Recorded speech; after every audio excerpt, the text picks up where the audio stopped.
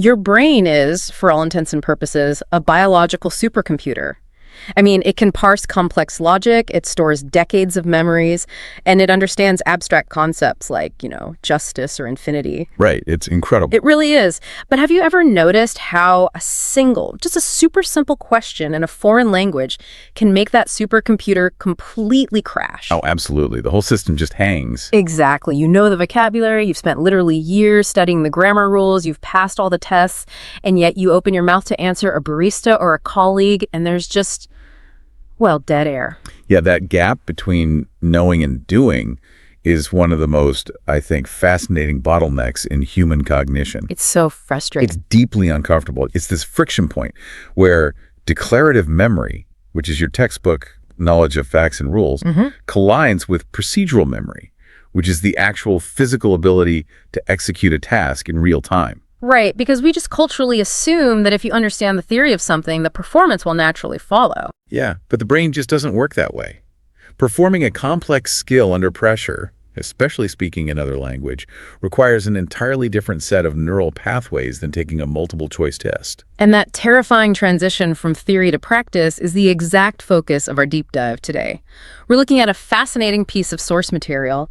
It's a transcript of a 20-minute audio track titled The C2 Advanced English Morning Vocal Warm-Up. Hosted by two people named Emma and John. Right, from an audio platform called Podzone. Now, just to set the baseline for you, C2 refers to the top tier of the CEFR scale. That's the common European framework of reference for languages, right? Exactly. C2 basically means near native mastery. These are learners who already know the language inside and out.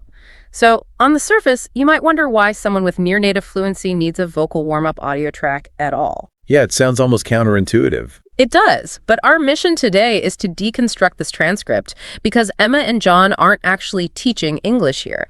They are providing an absolute masterclass in the invisible architecture of fluency, behavioral psychology, and habit formation. And that C2 level context is so crucial. Yeah. Because if someone already knows the vocabulary and the grammar, their barrier to speaking isn't a lack of information. Right. It's not like they need another flashcard. No, their barrier is entirely physiological and psychological. When you analyze Emma and John's methodology, you start to see how they systematically dismantle the anxiety of performance. They're using cognitive scaffolding, motor skill activation, and deep psychological reinforcement. Yeah, to transform what is usually a highly intimidating intellectual task into a thoughtless daily reflex. So let's start with how they capture your attention because the timing they demand is incredibly specific. Oh, the timing is everything. The very first instruction Emma gives in the transcript is, before you check your phone, warm up your English with us. And John follows up with, before you start your day, let's warm up your English listening and speaking muscles. They're drawing a hard line in the sand. They really are. They aren't suggesting you do this on your commute or, during your lunch break. It's the minute you wake up. The strategic placement of this routine is arguably as important as the content itself.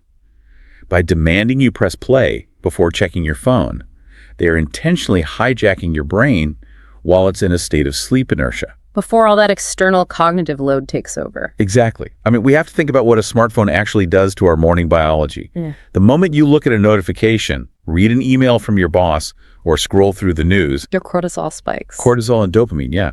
You are instantly flooded with external demands, stressors, and the priorities of other people. Your cognitive bandwidth, which is a finite resource, gets consumed in seconds. I always look at it like your mental RAM is instantly filled up with 50 open browser tabs.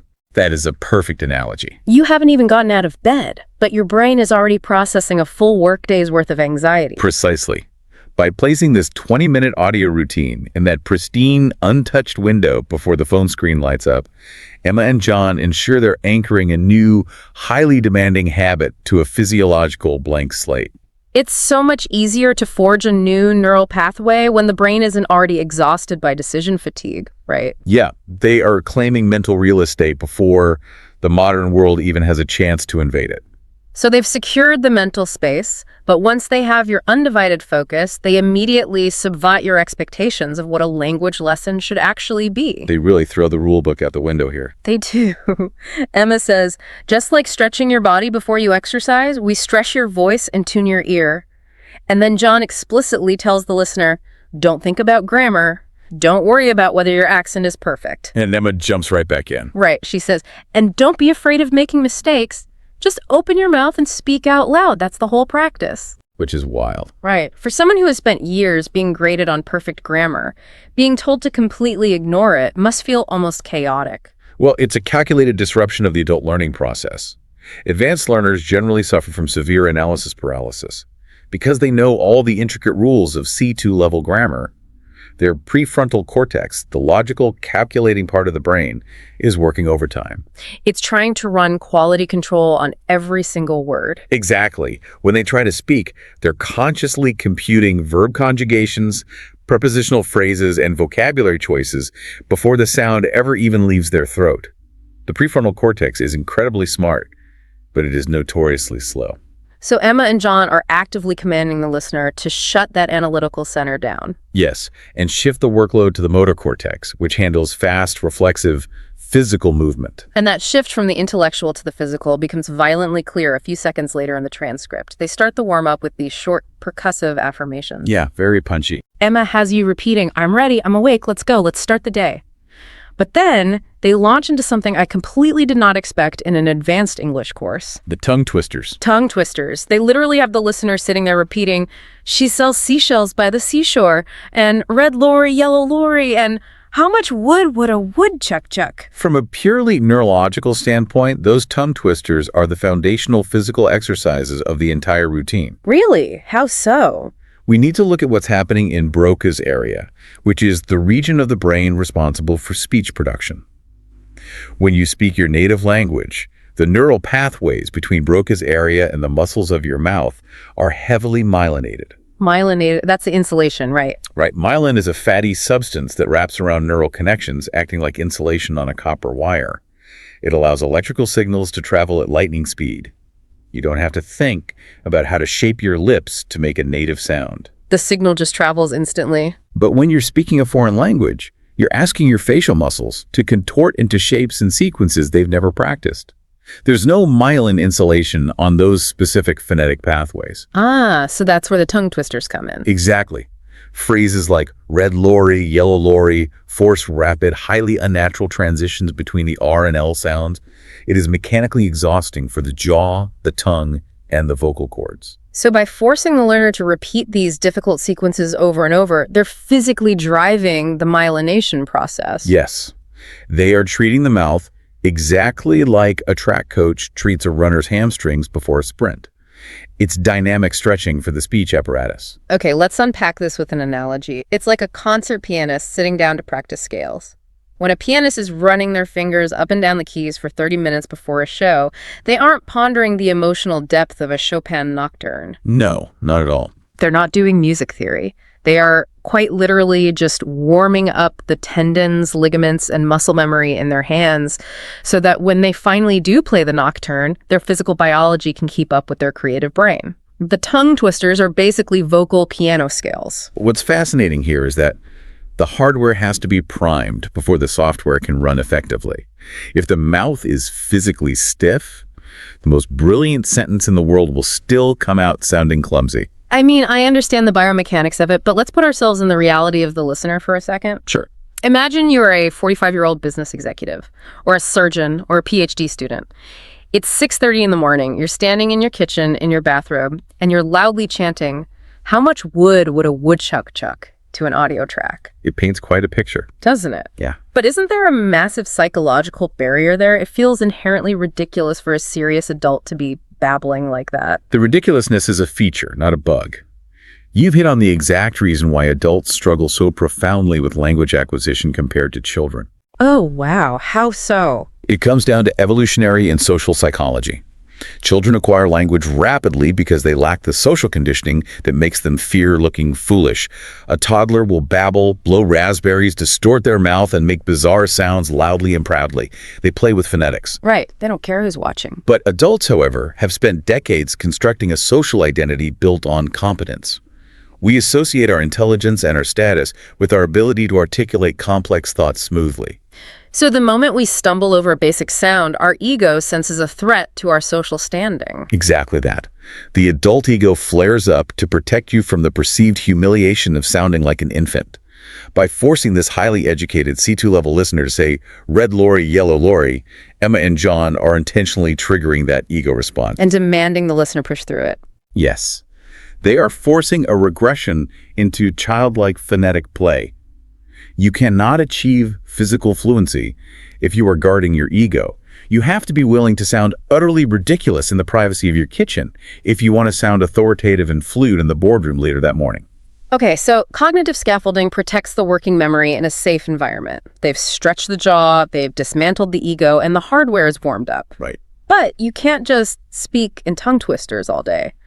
How does the transcript transition the learner from silly phonetic stretches back into generating meaningful, complex sentences? They utilize a method of cognitive scaffolding that is incredibly effective for managing what we call intrinsic cognitive load. I love how they do this. The transcript introduces what I'd call a snowball technique. That's a great way to describe it. Emma tells the listener she's going to start short, then add a little more information, and the listener just repeats the growing sequence. She starts with, I'm ready. Then it becomes, I'm ready to speak. Then, I'm ready to speak English. It builds. Yeah. Then, I'm ready to speak English today. And it culminates with, I'm ready to speak English today and every day. To understand why this snowball method works, we have to look at the severe limitations of human working memory. In the 1950s, a cognitive psychologist named George Miller published a famous paper establishing Miller's Law. Which says what exactly? It posits that the average human brain can only hold about 7 plus or minus 2 chunks of information in its working memory at any given time. When you are operating in a second language, every single word, grammar rule, and pronunciation detail takes up a chunk of that very limited space. So trying to construct and speak a long sentence from scratch easily exceeds that 7-chunk limit, causing the brain to stall. Precisely. You're trying to remember how the sentence started while actively translating the words to finish it. It's a mental juggling act where you just end up dropping all the balls. But observe the architecture of Emma's snowball. The root of the sentence, I'm ready, never changes. Because the listener repeats that exact stem over and over, the brain effectively automates it. It condenses from several chunks of cognitive load down to just one. Exactly. When the brain doesn't have to actively think about the beginning of the sentence, it redirects its electrical energy and blood flow entirely to the prefrontal cortex to parse the single new variable being added at the end. They are bypassing the working memory bottleneck by turning the sentence into a predictable pattern. It's an incredibly elegant way to build structural confidence. By the time the listener is saying, I'm ready to speak English today and every day, they're executing a long, syntactically perfect sentence without the panic of assembling it all at once. It feels effortless to them by the end. But John takes this snowball technique a step further in the next exercise, and he hides a massive psychological trick inside of it. Oh, this part is brilliant. He has the listener build this sequence. I can do this. I can do this every morning. I can do this every morning with Emma and John. I can do this every morning with Emma and John and improve my English. Yes. The dual purpose of that specific sentence is a masterclass application of behavioral psychology. On the surface layer, it functions identically to Emma's exercise managing cognitive load through chunking. But on the subconscious layer, it is an exercise in identity and habit reinforcement. Exactly. They're literally having the listener speak their own commitment into existence. The listener thinks they are just practicing a grammar drill, but in reality, they are making a verbal contract. They are repeatedly asserting their dedication to the pod zone morning routine out loud. It relies on the principle of commitment and consistency, which is a cornerstone of social psychology. When a human being makes a declarative statement out loud, especially one concerning their own capabilities or future actions, their brain experiences cognitive dissonance if their subsequent actions don't align with that statement. So by having the listener physically say, I can do this every morning with Emma and John, they are laying the neurological groundwork for listener retention. They are sneaking a behavioral software update into the brain while the user is distracted by the language game. It makes the act of skipping the routine tomorrow feel like a violation of their own stated identity. It's fascinating because that strategy, laying down one tiny immutable foundation and adding a single block at a time, applies to almost any overwhelming task in life. Oh, absolutely. When we look at a massive project, whether it's learning a language, writing a dissertation, or launching a business, we tend to stare at the totality of the mountain and get completely crushed by the sheer scale of it. It's paralyzing. But if you tackle it snowball style, focusing only on the root stem and adding one tiny variable, it entirely changes the friction of starting. It reduces the intimidation factor to 0. However, building a perfect sentence in the slow, controlled environment of an audio track is only half the battle. Right, because the real world doesn't wait for you to slowly snowball your thoughts. The real world demands instant, high-speed reflexes. How does a learner bridge the gap between a safe rehearsal and a high-speed, unpredictable conversation? That's exactly where the transcript pivots. Emma and John transition into a section they call Everyday English, the phrases you need in a coffee shop, at the office, or running errands. And the magic isn't just in the vocabulary. No, it's in a very specific 3-step auditory pacing technique they deploy. Let's look at the phrase, "I'm doing great, thank you." First, Emma speaks the phrase at a completely natural, fast conversational speed. Right. Then John jumps in and says it agonizingly slowly, stretching out every single syllable. Finally, Emma repeats it again at that fast, natural speed. They use this natural, slow, natural sandwich for every single phrase. This specific pacing dynamic is a masterclass in auditory processing and phonetics. One of the greatest shocks for any language learner is the phenomenon of connected speech. Connected speech. Yeah, when native speakers talk, they do not pronounce words in isolation. They mash words together, drop consonants entirely, blend vowels, and change sounds based on the letters next to them. So to the untrained ear, a phrase spoken at natural speed isn't a series of distinct words. It's just an impenetrable wall of continuous noise. Exactly. It's why learners always say, I can read the language perfectly, but I can't understand a word they say in the movies. I hear that constantly. So, by playing the phrase at natural speed first, Emma and John expose the listener to the messy, realistic acoustic wave of connected speech. They let the listener feel the rhythm. But then, when John slows it down to a crawl in the middle, it acts as auditory slow motion. He is actively deconstructing the sound wave. Yes. The brain finally has the time to separate the phonetic components, map where the tongue is going, and hear how the vowels are physically shaped. It's like you're pulling the engine apart to look at the gears. But I assume you can't just leave the engine in pieces, which is why the third step is so critical. Exactly. By immediately returning to Emma's fast, natural speed, the listener is forced to reintegrate those slow mechanical parts back into the fluid melody. It trains the brain to recognize the distinct components hidden within the blur of natural speed. The zooming in and zooming out is essential for ear training, but the transcript doesn't stop there. The training wheels come completely off in the next segment, which John introduces as the speed round. Oh, the speed round is intense. John tells the listener, "We say it once, you repeat immediately. Ready? Go." And they just start firing phrases like a pitching machine. Bum. Good morning. How can I help you? Nice to meet you. I'll be right back. There's no time to think. I'm curious about this mechanic. If you force immediate repetition like that, aren't you risking the listener just parroting the sounds without actually internalizing what they're saying? Parroting is exactly the goal at this specific stage, and the reason has to do with eliminating the translation microsecond. The translation microsecond. Yeah, when an adult learns a second language, their brain's default operating system is incredibly inefficient. A native speaker says a phrase. The learner hears it, routes it to their native language center to translate the meaning, formulates a response in their native language, translates that response back into the second language, and finally speaks. Wow, that multi-step routing must cause a noticeable delay. It creates those agonizing, awkward pauses in conversation that make learners feel deeply incompetent. It's the spinning loading wheel on the supercomputer. Exactly. So by forcing immediate repetition, giving the listener zero time to pause, John and Emma are actively short-circuiting that translation pathway. The stimulus comes in the ear, and the physical response is immediately fired out of the mouth, bypassing the native language center entirely. They are not trying to teach deep comprehension in the speed round. They are building a direct reflex arc. They want the phrase, "I'll be right back," to be as automatic as pulling your hand away from a hot stove. Here's where it gets really interesting for me. The specific phrases they select for this reflex training are very telling. In the professional English section, Emma refers to them as lifesavers. Right, the lifesaver phrases. They drill phrases like, "Can you say that again, please? I'm sorry, I didn't catch that. Could you speak more slowly and let me check and get back to you?" They aren't prepping you to deliver a TED Talk. They are actively giving you a toolkit for managing panic. because the psychological reality of operating in a second language in a professional environment is essentially a state of low-grade chronic stress. Totally. If you are in a crucial meeting and a client asks a complex question and you miss a single critical word, your amygdala, the fear center of the brain, activates.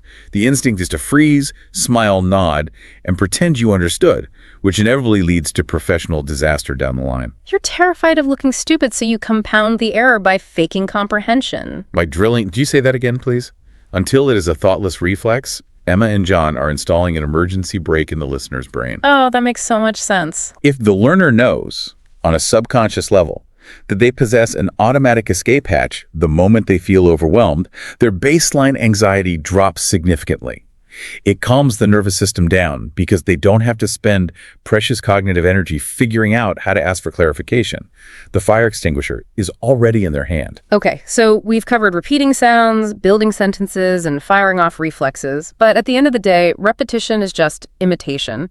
Real-world conversation requires independent thought. Absolutely. You have to generate your own novel answers based on unpredictable prompts. Doing that solo in your kitchen with a pre-recorded audio track seems functionally impossible.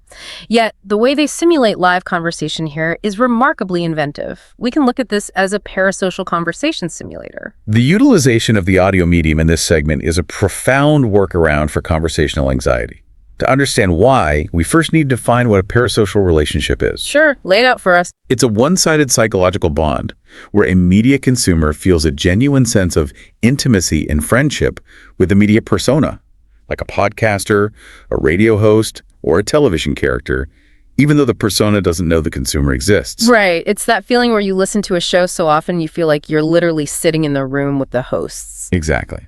So how do Emma and John weaponize that parasocial bond for language practice? They set the stage by explicitly invoking it. Emma says, pretend we're three friends meeting in the morning. Then they begin asking the listener direct, open-ended questions. How are you feeling today? Did you sleep well last night? What do you usually have for breakfast? Hot or cold drinks. Right. But the crucial mechanic is what happens next. The transcript notes a pause for the listener's answer. They intentionally leave dead air on the track. They sit in silence, waiting for the listener to speak back to the recording. It's an incredibly powerful vacuum. When you hear a question directed at you, followed by silence, the social pressure to fill that void is almost irresistible, even if you know it's a recording. Exactly. Yeah. But it removes the most terrifying element of conversation, the spotlight effect. Just so. In a live interaction, the presence of a native speaker waiting for your answer generates immense social anxiety. You feel their gaze, you're hyper-aware of their body language, you're paralyzed by the fear that they are silently judging your grammatical errors. Oh, yeah. It's paralyzing. Emma and John's simulator removes the human judgment, but retains the conversational prompt. It creates a low-stakes sandbox. The listener is forced to retrieve vocabulary and formulate an independent thought, but without the adrenaline spike and cortisol flood of a real-life encounter. It's basically conversational shadowboxing.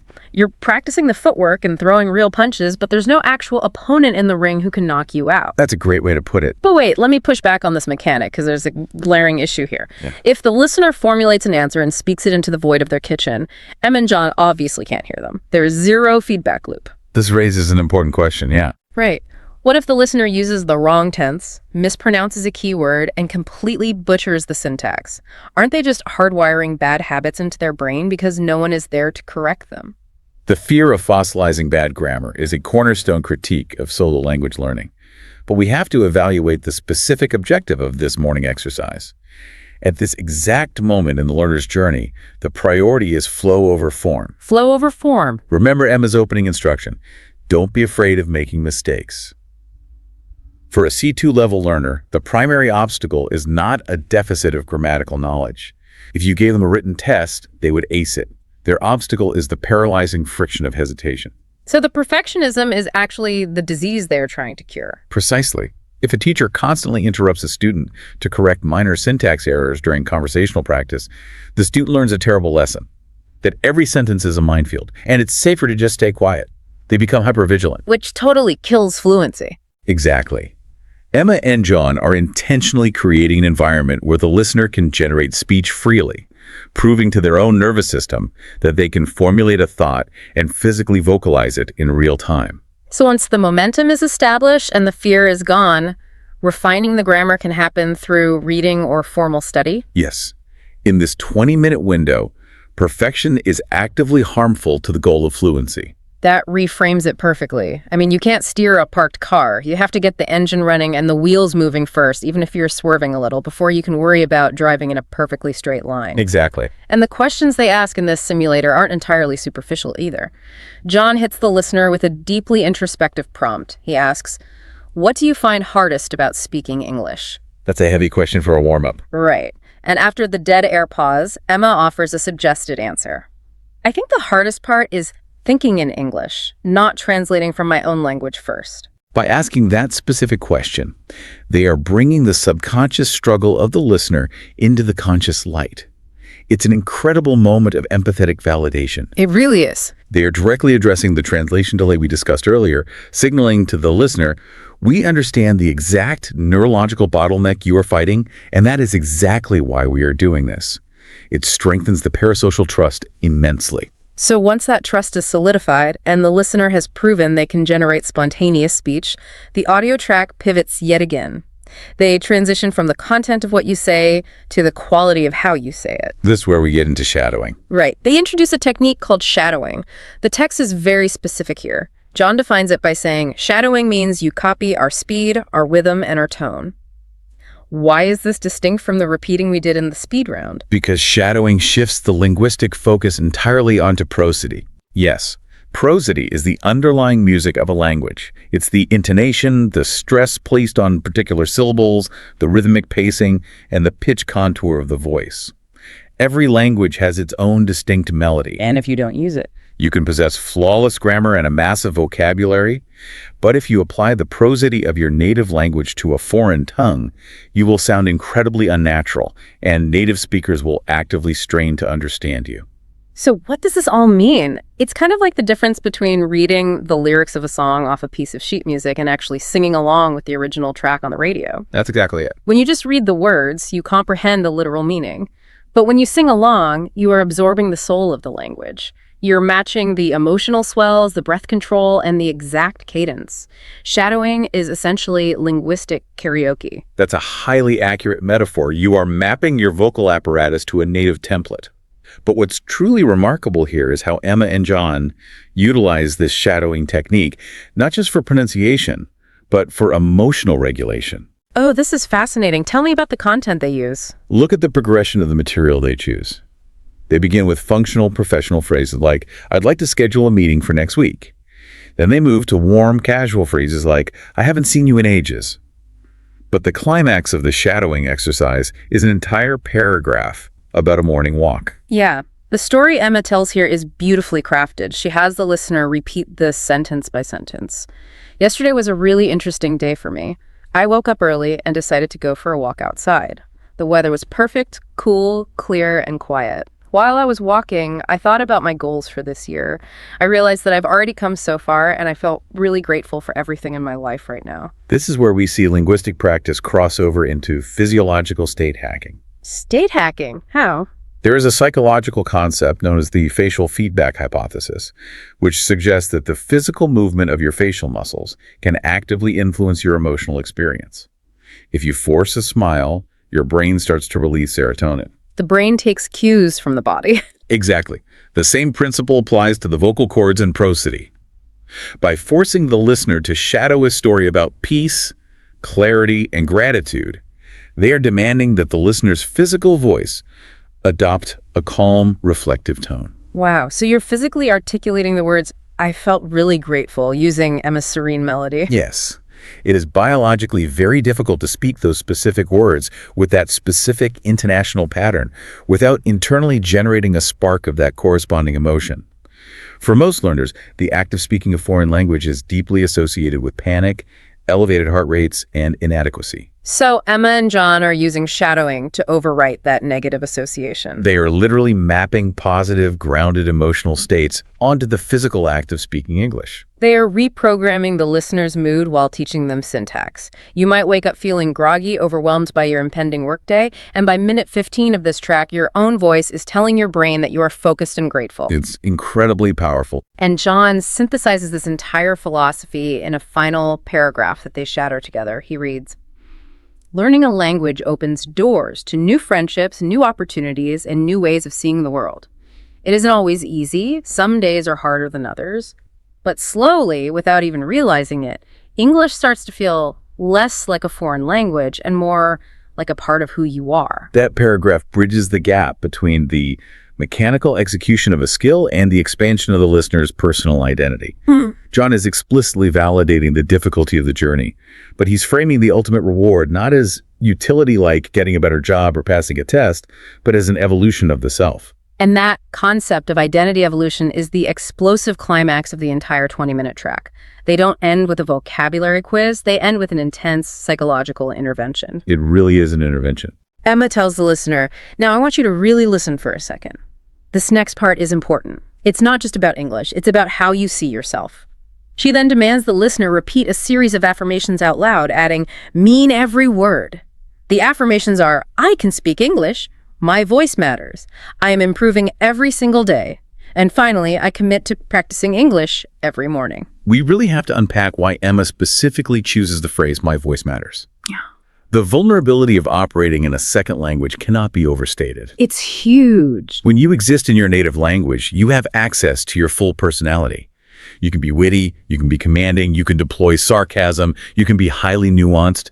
Your language is the vehicle for your intellect. But when you are forced into a second language where your vocabulary is restricted, you are stripped of that authority. You often feel slow, clumsy, and unheard. You feel like a diminished, pixelated version of your true self. You feel like a child in an adult's body. Your ideas are complex, but your output is basic. That resonates so much. The psychological toll of that daily diminishment is why so many advanced learners simply stop speaking. When Emma forces the listener to stand in their kitchen and declare, "My voice matters," in English, she's directly combating that deep-seated feeling of inadequacy. She is aggressively validating their inherent intellectual worth, independent of their grammatical perfection. Exactly. It's a structural reinforcement of their self-esteem, which is the only thing that will keep them coming back to the practice. It's profoundly moving when you realize the mechanics underneath it. But they are smart enough to know that an emotional high won't last until tomorrow morning. Motivation is incredibly fleeting. Oh, absolutely. It fades by lunchtime. So they immediately lock that emotional peak into a rigid, tangible architecture for the future. Emma issues a direct challenge. Do this warm-up every morning for the next 7 days. Just 7 days. And John follows up by laying out an incredibly specific day-by-day roadmap of what the listener's nervous system is going to experience. This is a masterstroke of habit formation architecture. John tells the listener, after day 3, it will feel a little easier. After day 5, your mouth will remember the sentences. After day 7, it will start to feel more natural. What he is doing here is providing a psychological survival map. Why is that map so critical for a new habit? I mean, why do we need a map? Because when a human attempts to wire a new, difficult behavior into their morning routine, the friction is highest during the first 48 hours.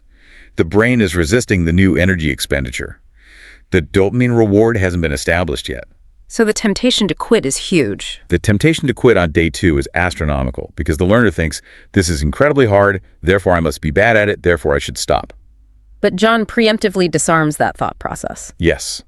By explicitly telling the listener that the relief won't come until day 3 and the muscle memory won't lock in until day 5, he manages their expectations flawlessly. So when they struggle, it's expected. When the listener struggles on day 2, they don't interpret it as failure. They interpret it as part of John's plan.